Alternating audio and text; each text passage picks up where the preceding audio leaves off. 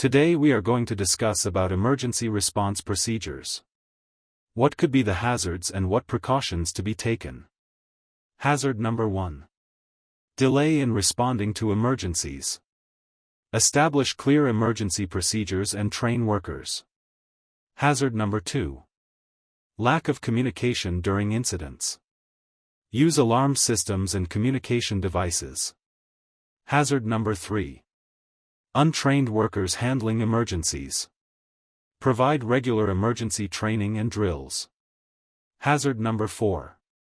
Blocked emergency exits.